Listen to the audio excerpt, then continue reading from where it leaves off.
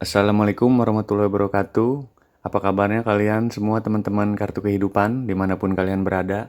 Semoga selalu dalam keadaan baik, sehat jasmani rohani, sukses selalu, bahagia selalu, dan yang terpenting selalu dalam naungan Tuhan semesta alam Allah Subhanahu wa Ta'ala.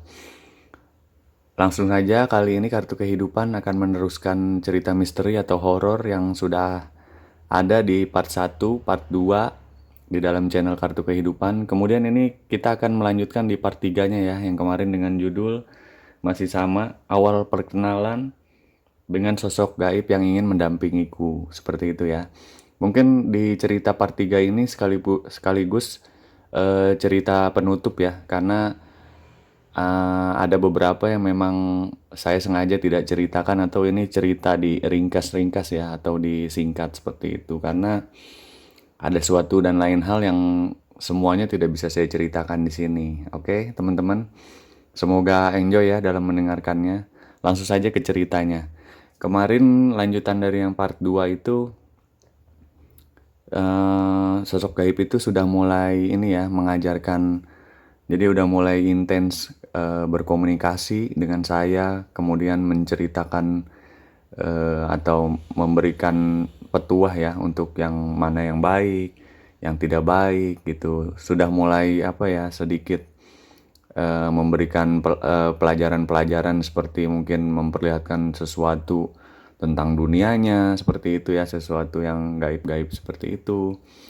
Kemudian sudah mulai apa ya memberikan saya juga mungkin sedikit wejangan-wejangan seperti itu. Nah, kali ini di part 3 saya mengalaminya di langsung kita apa namanya ke bagian waktu saya remaja ya atau SMP gitu. Itu kan kemarin yang umur sekitar 7 tahun. Nah, pada saat remaja atau SMP itu kebetulan saya masih tinggal di tempat yang sama seperti itu. Kemudian kebetulan keluarga kami mendapatkan rezeki yang cukup lumayan besar saat itu ya. Jadi orang tua saya, ibu saya dari hasil usahanya bisa membangun rumah saat itu. Jadi rumah kami yang di komplek itu ya lumayan standar tadinya. Kemudian karena untuk sedikit biar agak lebih leluasa kemudian dibangunlah ya atau ditingkat seperti itu. Nah, kemudian singkat cerita nih ya, waktu pada saat membangun rumah itu, tadinya kita ya udah menyusun apa ya, denahnya mungkin ya, kamar sekian, ruangan ini, ruangan itu, seperti itu. Kemudian sosok gaib itu memberikan saya juga masukan ya untuk mungkin sedikit apa ya, untuk menyediakan tempat ibadah seperti itu katanya. Tolong sampaikan kepada orang tuamu atau ibumu seperti itu. Buatlah seperti musola kecil gitu untuk kamu mungkin hening di situ atau bertirakat seperti itu atau ya sekedar apa ya melepas penat dari kehidupan sehari-hari dan di situ tempat kita hening, khusyuk, bertirakat, bermeditasi seperti itu, berzikir. Akhirnya singkat cerita saya coba berkomunikasi gitu kepada ibu saya saat itu. Jadi, "Mah, bagaimana nih mah gitu kalau di lantai 2 kita buat ya seperti tidak usah terlalu besar lah, cukup buat 2 orang sholat atau 1 orang juga nggak masalah," saya bilang gitu, "untuk kita sedikit hening di situ, beribadah khusyuk seperti itu ya. Setelah sholat bisa jikiran mungkin gitu, bisa tirakat di situ." Kata ibu saya, "Ya nggak apa-apa, ya udah dibuat aja seperti itu," gitu. Ibu saya pun setuju ya, akhirnya kemudian di lantai 2 lah kita buat tempatnya sederhana sih, paling sekitar 1,5 kali 4 kayaknya seperti itu ya, tidak sampai 2 meter kayaknya. Kemudian ya kita buat apa ya senyaman mungkin untuk beribadah seperti itu. Nah, setelah berjalannya waktu, singkat cerita rumah saya itu atau rumah orang tua saya jadi ya, kemudian mulailah saya coba untuk hening di situ, kemudian beribadah, sholat di situ, khusyuk seperti itu ya. Mencoba untuk apa ya, merilekskan diri dan hati gitu ya, ketika kita mungkin penat seharian untuk beraktivitas dan lain-lain seperti itu. ternyata sosok gaib itu di situ juga intens gitu loh, memberikan saya mungkin apa ya, suatu bacaan lah ya seperti itu. Misalnya zikirnya itu ya, kalau bisa berzikir itu la ilaha illallah tapi, eee, jangan putus gitu kata dia. Jangan cuman di tempat ini tapi juga pada saat kita beribadah, apa namanya, beraktivitas, sorry, pada saat kita beraktivitas dimanapun kalau bisa berzikir gitu di dalam hati. Itu yang disebutkan dia itu zikir separuh napas, seperti itu. Kemudian saya bilang, "Ya semoga aja saya bisa melaksanakannya," saya bilang gitu ya. Tapi kalau memang saya nggak mampu ya pada saat saya hening seperti inilah waktunya mungkin gitu, atau pada saat saya sedang tidak ada kegiatan gitu ya, saya lagi, diem aja atau ya bahasa anak sekarang mungkin lagi gabut gitu ya istilahnya. Kemudian setelah itu, dia juga bilang kalau berzikir kalau bisa nggak usah dihitung-hitung gitu loh. Maksudnya jumlahnya berapa, seikhlas kamu dan memang semampu kamu untuk mengejar tentang zikir itu, seperti itu. Hari terus berlalu gitu ya, berlangsung. Kemudian dia juga, apa ya, ya sudah seperti teman mungkin ya akhirnya. Karena saya juga akhirnya berbicara sama dia juga itu gua elu gitu, dalam artian secara masih saya lakukan secara batin gitu ya, istilahnya dalam dalam hati gitu. Karena ketika saya bicara pun mungkin orang di sekitar saya melihatnya saya tetap diam gitu, karena ya saya tidak mau memancing dengan apa ya, hal-hal yang, di luar nalar manusia di sekeliling saya mungkin ya. Jadi istilahnya saya masih mau menyeimbangkan hal yang seperti itu gitu.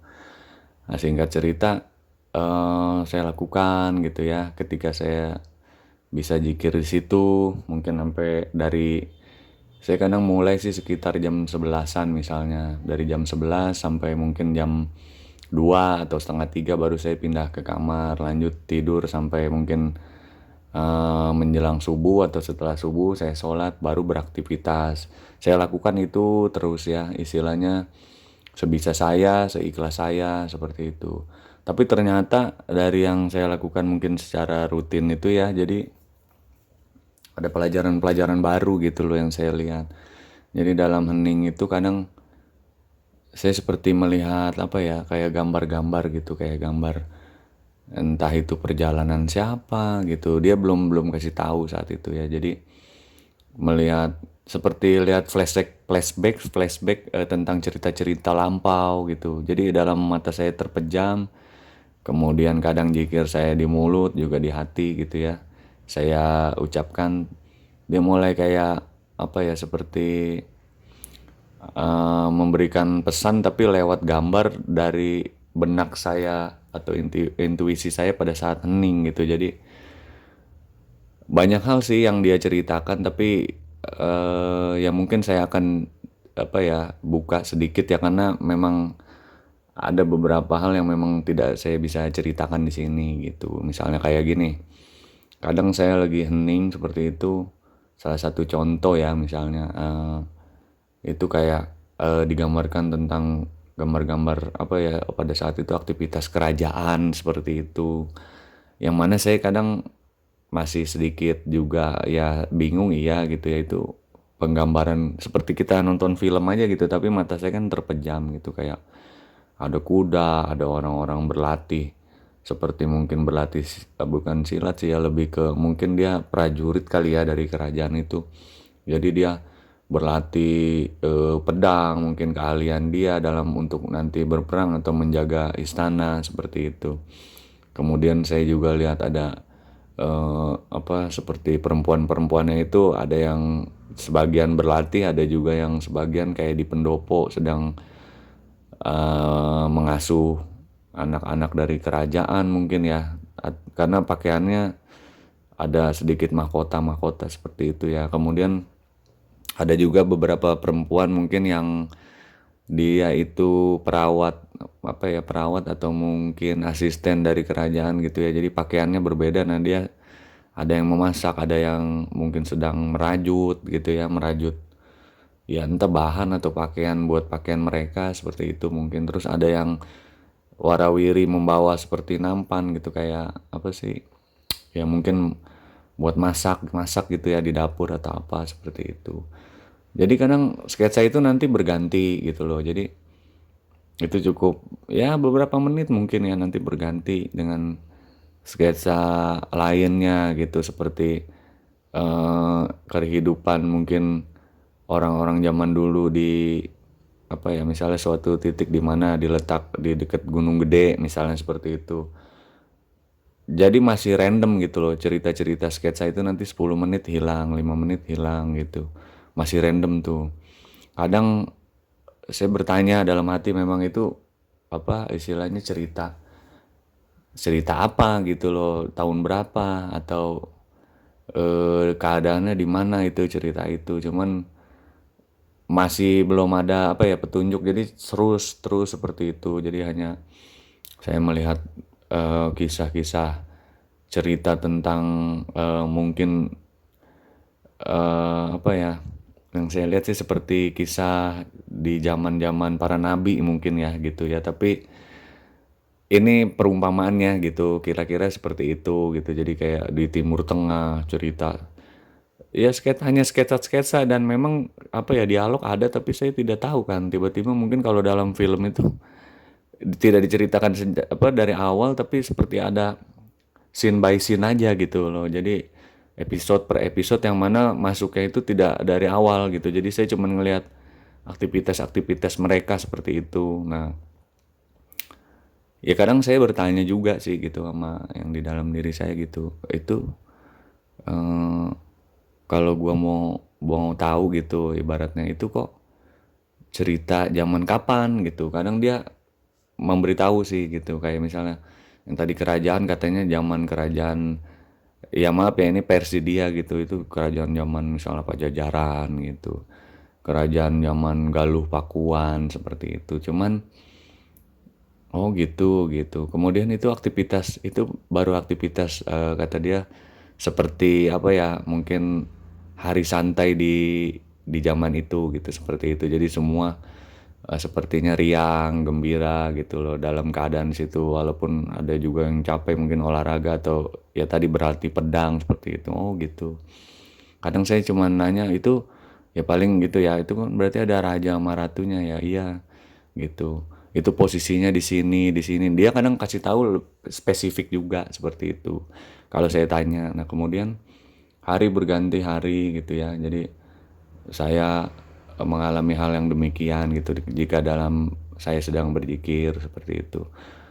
Mulai itu dia kadang suka sedikit banyak apa namanya memberikan mungkin seperti arahan-arahan mungkin ya gini misalnya kayak oh kalau di alam itu kita harus selain bersyukur melihat ke sekeliling misalnya gitu ya kita harus kamu ngerti nggak bahwa tubuh kita nih kadang sinkron sama alam tuh bisa narik energi alam seperti seperti itu ya jadi dia oh gitu ya mungkin ya saya rasa iya juga sih gitu kita kan terakhir di alam ini seperti itu saya bilang ya kadang dia apa menceritakan sekaligus mungkin memberi ilmu ya jadi katanya kalau di alam tuh kita kalau bagus bersila selain merasa bersyukur juga meresapi gitu dengan zikir itu kita tarik napas bayangkan bahwa alam itu memberikan suatu energi kepada diri kita gitu dan energi buruk di diri kita kita keluarkan lewat tembusan napas kemudian alam menyerapnya tapi jadi energi kebaikan kalau buat alam karena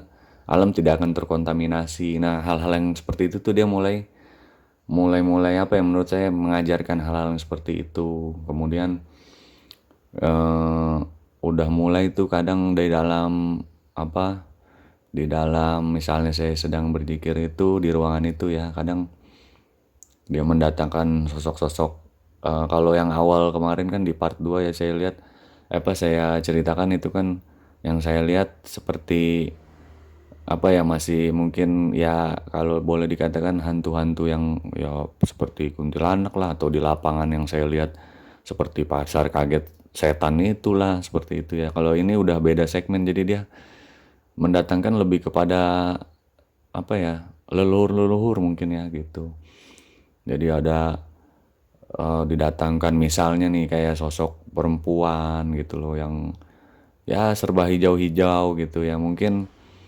agak sedikit tahu juga ya, kalian bisa membayangkan gitu, hijau-hijau yang berhubungan dengan air laut, seperti itu. Kemudian mendatangkan juga sosok sosok raja gitu ya, yang berhubungan dengan ya mungkin kujang, seperti itu ya. Kurang lebihnya seperti itulah ya. Jadi saya juga nggak bisa cerita yang terlalu detail, cuman dari situ kadang saya suka nanya gitu, misalnya dia sosok-sosok itu tiba-tiba datang gitu ya, kadang syekh inilah syekh itu, seperti itu. Kadang saya nanya doang gitu ke dia, mungkin berbincang ya, adalah ilmu yang saya dapat ya, dalam artian dari perbincangan itu apa tujuannya, apa gunanya, seperti itu. Dan setelah mereka pergi, kadang saya suka menanyakan kembali kepada yang mendampingi saya itu gitu. Saya kadang suka nanya gunanya itu untuk apa gitu, seperti itu. Ya nggak apa-apa, lebih mengenal aja, kan kita kan kadang terlahir ini dari masa lalu gitu, kata dia. Jika ingin menjadi orang besar ataupun tidak menjadi orang besar sekalipun, minimal kita mengetahui sejarah. Nah, dia kadang mengajarkan hal-hal yang seperti itu. Dan untuk sejarah yang mungkin validasinya sedikit agak benar gitu ya, tidak simpang siur seperti sejarah yang sudah ada sekarang ini, dia bilang gitu. Ya saya datangkan langsung sosok-sosoknya gitu, seperti itu. Saya bilang, berarti kamu kenal dong gitu dengan ini itu gitu ya, relasi kamu banyak juga ya gitu. Saya sempat nanya gitu. Ya lumayan, kata dia. Jadi kadang saya berpikir gitu, dia ini kalangannya apa gitu, yang maksudnya yang mendampingi saya itu ya. Nah, sampai ada beberapa tokoh mungkin yang katanya leluhur, yaitu ya juga leluhur dari, dia bilang sih dari keturunan apa, atas-atasnya nenek moyang saya juga gitu ya. Dia bilang dia mengajarkan misalnya kayak gerakan-gerakan silat gitu, mungkin nanti suatu saat dibutuhkan gitu, kata dia. Kadang kenapa orang zaman dulu misalnya silat melawan orang yang gede badannya atau yang tenaganya besar, tapi dia bisa menang, dia bilang gitu ya. Ini mah apa sih, simpel-simpelnya ya. Dia bilang sering-seringlah apa ya, menggali ke dalam diri, dalam artian kayak puasa muti gitu. Itu kan apa, menjaga kita dari hawa nafsu gitu. Dan kadang tenaga itu yang luar biasa justru terlahir dari dalam diri kita gitu. Lebih baik kita juga olah luar, jadi ada olah dalam, dia bilang gitu. Misalnya ada olahraga luar mungkin kayak olahraga lari atau angkat beban, seperti itu. Tapi juga yang jangan lupa apa, olahraga batinnya juga diolah, seperti itu. Makanya kata dia, kata leluhur saya yang itu datang itu, dia bilang kenapa orang zaman dulu misalnya badannya kecil, contoh gitu ya, kayak perempuan bisa ngalahin lelaki gitu, badan-badannya gede bawa senjata tajam, kenapa bisa seperti itu? Nah, karena dia olah itu energi di dalam dirinya dia. Sedangkan energi luar dan energi dalam kalau bersatu itu luar biasa kekuatannya, dia bilang gitu. Bahkan tanpa energi kekuatan dari luar pun, maksud dia mungkin tanpa berlatih untuk akan angkat beban dan lain-lain, kalau kita pinter mengolah dari dalam diri sendiri kita itu gitu ya, eh, itu juga sudah baik, dia bilang gitu, untuk ya mungkin membekukan lawan, seperti itu. Karena ceritanya itu sangat panjang, dia bilang. Ini yang simpelnya dulu, dia seperti itu cerita. Nah, itu mulai tuh saya berbincang sama yang seperti itu gitu. Ntar pergi lagi, nanti datang lagi sosok lain. Tapi rata-rata yang datang itu leluhur ya, walau alam bisawab ya. Jadi saya juga kurang paham, cuman saya saat itu ya apa ya, karena banyak juga manfaat yang ingin saya tanyakan gitu. Kayak misalnya ada sosok raja dari Pajajaran contohnya gitu kan, banyak simpang siur tentang ceritanya itu. Katanya dia bilang ada yang moksa, ada yang hilang, ada yang memang meninggal. Nah, itu kadang karena ya saat itu yang muncul wujudnya itu perwujudan dia, dan kemudian dia juga bercerita tentang siapa dirinya ya, saya mulai menggali cerita itulah ya, atau menanyakan suatu hal yang ingin saya ketahui di situ. Ya paling seperti itu singkat-singkat ceritanya ya. Jadi saya mulai deh itu apa namanya, bukan hanya bisikan, tapi dia kayak bukan juga memperkenalkan dunia aja, cuman memperkenalkan kepada leluhur-leluhur saya yang datang, seperti itu. Sampai akhirnya setelah itu mungkin berlalu gitu ya. Saya itu kan sekitar SMP ya, jadi SMA mulai deh tuh kalau SMA baik buruk kepada, apa ya, amalan kita kepada agama kita seperti itu. Nah dia mulai agak dalam tuh, kalau yang dulu kan cuman baik buruk secara global mungkin ya, ini lebih ke arah agama gitu. Kadang dia memperkenalkan apa ya, mungkin yang saya kurang tahu juga soal hadis-hadis saat itu ya. Jadi dia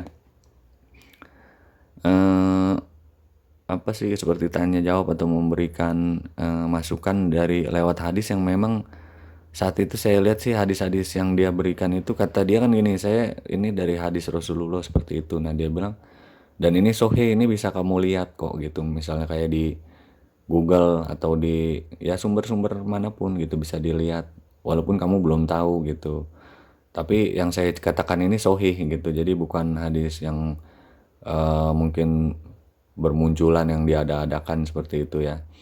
Jadi ini sahih dari zaman Rasulullah gitu. Oh, ini kayak misalnya yang dia kasih contoh tuh kayak misalnya amalan itu kadang Allah memberikan kita suatu, misalnya gini, ada amalan ada pahala itu kita nggak tahu kan gitu ya.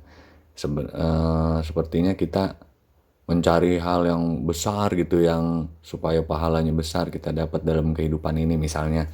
Ternyata ada hadis itu Rasulullah mengatakan ada seorang apa namanya, ya maaf ya, itu seperti pelacur ya kan, yang memberi minum anjing seperti itu. Saat itu saya memang belum belum tahu ya, waktu SMA itu juga belum terlalu tahu hal-hal yang seperti itu gitu. Terus Allah angkat derajatnya gitu, walaupun dia pekerjaannya yang hina gitu ya. Terus kemudian dia membantu anjing yang binatang itu diharamkan oleh Allah, tapi dari situ sir sir dari rasa ya, rasa saling mengasihi sesama makhluk itu mungkin yang Allah nilai untuk eh, pahalanya si sosok pelacur tadi gitu, karena memberikan sesuatu kebaikan gitu ya, air dan perjuangan mungkin di situ. Dan mungkin ada beberapa hadis-hadis lain juga gitu dia ceritakan. Nah singkat cerita, kadang saya mulai memahami juga gitu ya, oh iya berarti yang benar ini secara agama yang saya anut gitu ya, karena saya muslim seperti itu. Nah tapi juga di dalam, selain dalam tirakat dia memberikan masukan seperti itu, atau kadang juga saya lagi nggak tirakat, misalnya lagi di angkot gitu ya menuju ke sekolah zaman dulu seperti itu. Nah sampai akhirnya dia juga memberikan pelajaran tuh kadang lewat mimpi gitu. Misalnya gini, saya seperti ada di dalam, nggak tahu ya itu kayak nyata tapi emang saya dalam posisi tidur gitu ya. Tapi saya sempat terbangun gitu, tidur di siang menuju sore itu ya, pulang sekolah misalnya. Jadi saya pas kayak bangun gitu, kok bukan di kamar saya gitu, tapi kok kayak saya di dalam tanah gitu. Nah di dalam tanah, kemudian ada suara, tapi ada sosok, cuman nggak begitu jelas ya sosoknya karena gelap. Dia menanyakan seperti, kalau mungkin sekarang ini ya saya agak mengerti, itu pertanyaan di dalam kubur gitu, seperti maro buka gitu kan. Ada beberapa pertanyaan di dalam Islam sendiri katanya kan seperti itu. Nah istilahnya, siapa Tuhanmu, siapa nabimu, siapa kitabmu, apa kitabmu gitu, apa yang kau baca selama hidup. Nah itu saya bukan ngerasa mimpi sih, walaupun mungkin itu mimpi ya, tapi kayak pelajaran juga gitu. Sampai saya juga mencekam di situ ya, seperti menjalani mimpi tapi kayak mencekam. Nah itu kadang hal-hal kayak gitu juga dia sampaikan lewat mimpi seperti itu. Nah singkat cerita akhirnya itu kalau nggak salah saya sempat agak bingung gitu ya. Jadi di pertengahan SMA atau saya agak-agak lupa juga gitu ya, apa pas pengen ke kuliah gitu ya. Saya sempat agak apa ya, agak risihnya udah lumayan juga berat juga gitu mungkin ya, karena saya harus waktu itu berdampingan juga sama sekolah kan, sekolah kemudian ingin melanjutkan kuliah juga. Akhirnya saya sempat minta ruqyah tuh gitu, minta ruqyah kepada orang tua saya ke beberapa tempat gitu. Walaupun orang mungkin melihat saya ya biasa-biasa aja karena saya nggak ada hal yang aneh juga gitu. Mungkin teman-teman saya juga nggak bakalan ada yang ngeh gitu loh, dalam artian saya berteman biasa gitu, teman saya juga ya lumayan banyak juga lah ya gitu, istilahnya ada di sekolah, ada misalnya di rumah, ada di tempat kuliah juga. Saya juga baur biasa aja, jadi nggak ada yang saya menyendiri atau kelihatannya aneh, nggak ada seperti itu. Saya karena saya maunya menyeimbangkan apa yang saya rasa atau yang orang lain tidak rasa. Jadi saya saat di tempat tempat umum atau di kalangan teman-teman ya saya berbaur lah gitu, walaupun ada hal lain yang saya rasakan berbeda seperti itu. Dan ya singkat cerita tadi ya, ketika saya rasakan saya minta ruqyah ke sana ke sini gitu ya, itu seperti hanya perasaan saya hanya meredam gitu ya, meredam sosok itu supaya mungkin tidak terlalu membebani dengan apa ya, dengan pelajarannya yang begitu cepat dan harus saya hafal seperti itu, dan mungkin kejar target seperti itu ya. Jadi dia agak lebih slow gitu ya, tapi saya rasa tetap ada saat itu. Bahkan ada beberapa titik yang ke tempat saya ruqyah eh itu di pesantren gitu ya. Kemudian juga ada di mana gitu ya. Jadi pas saya ke sana ada yang menolak juga gitu. Entah karena apa ya. Jadi menolak katanya nggak bisa, tapi yang lain sama dia di ruqyah bisa. Kemudian ada yang menerima saya juga gitu meruqyah, katanya kalau seminggu masih ada bisikan itu nanti balik lagi ke sini gitu. Nah ketika saya seminggu ke sana, dianya guru besar dari pesantren itu langsung yang meruqyah saya meninggal dunia seperti itu. Akhirnya saya dari situ menyimpulkan apa saya sudahi aja lah gitu. Jadi saya anggap ya hal biasa lagi aja seperti itu. Akhirnya saya nggak melanjutkan ruqyah itu gitu, atau lebih ingin meruqyah diri sendiri. Karena apa, setiap ruqyah pun kadang si yang gaib itu yang mendampingi saya, dia malah nyuruh saya zikir gitu. Dia seperti tidak juga terkontaminasi atas bacaan-bacaan itu. Bahkan kalau saya dengarkan dia mengaji, sosok gaib itu ya, suaranya baik juga gitu, tajwidnya indah, lantunannya seperti kori-kori ya yang biasa mengaji gitu ya. Jadi saya mikir, oh jelas nggak mempan, dia jago ngaji juga gitu. Nah akhirnya dia mulai deh tuh akhirnya menampakkan dirinya. Jadi sampai kemarin saya kuliah itu mau SMA, sorry, mau ke kuliah, sampai saya ruqyah belum. Akhirnya dia menampakkan diri, katanya itu bentuk pengijazahan. Akhirnya singkat cerita dia berikanlah nama dia sendiri itu siapa gitu, tugasnya apa seperti itu. Gunanya dia mendampingi itu apa seperti itu. Akhirnya ketika saya sudah tahu gitu ya, dia sempat juga menampakkan wujudnya itu seperti ya, kalau nama mungkin saya rahasiakan ya, atau ya bolehlah kita katakan nama samaran aja ya, misalnya Unair gitu, misalnya namanya Unair seperti itu, katanya dia kenalan, tapi itu nama samarannya bukan nama aslinya. Nah kemudian misalnya Unair ini setelah itu berkenalan dengan saya, dia mewujudkan diri seperti kakek-kakek gitu. Jadi yang saya lihat sih, dia mukanya itu seperti orang apa ya, pemuda umur 25, tapi dia pakai sorban itu putih, rambutnya putih semua, itu pundaknya dia lah gitu, panjangnya. Sama diiringi dengan cambang juga, janggut, kumis itu sama dadanya dia gitu. Jadi itu semua uban putih. Membawa tasbih di sebelah kanan itu hitam, bawa tongkat meliuk seperti ular itu ya, tapi hitam juga seperti itu. Ciri-cirinya seperti itu ya. Nah singkat cerita dia bertanya gitu ya, seperti tanya jawab gitu, bagaimana setelah bertemu seperti ini gitu. Terus dia juga akhirnya mengijazahkan saya, cuma itu di dalam mimpi ya. Jadi dia azan di kuping kanan saya, seperti banyak cerita di dalam azan itu dia ya, yang saya lihat sih ya. Jadi dia azan tapi saya seperti melihat cerita-cerita Gimana ya, dalam juga sih ceritanya ya gitu, tapi ya saya singkat aja lah. Pokoknya pas di adzan saya merasakan ada hal-hal, banyak hal gitu dalam lantunan adzan dia itu. Saya melihat cerita gitu loh, jadi gambar, jadi ada gambar translate dari setiap adzan yang dia lantunkan. Kalimatnya itu seperti mengandung unsur cerita seperti itu. Nah, akhirnya sampai di singkat ceritanya, setelah bertemu, setelah kita mungkin tanya jawab, tadi dia namanya Uner, saya mulai harus dihadapkan dengan perpisahan gitu. Itu di setelah bertemu itu jenjangnya sekitar mungkin pada saat kerja gitu ya, udah berapa tahun tuh lulus kuliah, kemudian kerja kurang lebih 5 atau 10 tahun lah gitu ya.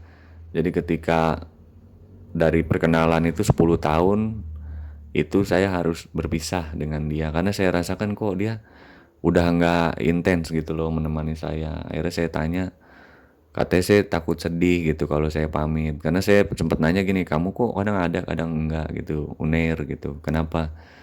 Saya ada tugas lainnya gitu. Saya harus kembali ke tempat asal saya di dekat Laut Merah Timur Tengah seperti itu, dia bilang. Oh, terus udah nggak dampingin saya apa gimana gitu. Nanti dia bilang kalau bertemu mungkin kita masih bisa gitu, tapi kalau mendampingi kayaknya udah cukup. Ibaratnya kata dia bilang dari kecil kan kamu udah saya dampingin seperti apa, anak sendiri yang saya urus. Sekarang udah dewasa, ya mungkin udah punya SIM, udah bekerja istilahnya kalau kata orang tua seperti itu ya. Jadi ya kamu udah tahu mana yang benar, mana yang baik, tinggal dikembangin diri sendiri gitu. Dan memang nanti ada yang lain lagi yang mendampingi kamu seperti itu kata dia ya.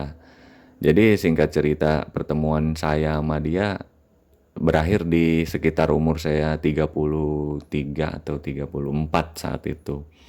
Mulai dia menghilang, tapi memang kalau yang saya rasakan sekarang ada sosok lain gitu yang menggantikan dia gitu. Tapi saya juga belum pernah menemukan, belum pernah kenalan juga karena dia tetap apa ya, diem juga gitu. Kayak pertama saya kenal Uner tadi, dia nggak mau juga bilang dulu siapa dia seperti itu.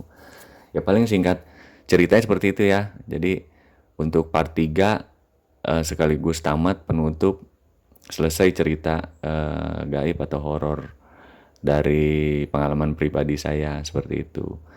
Untuk selanjutnya mungkin nanti kita cerita part per part aja yang secara simpel ya gitu.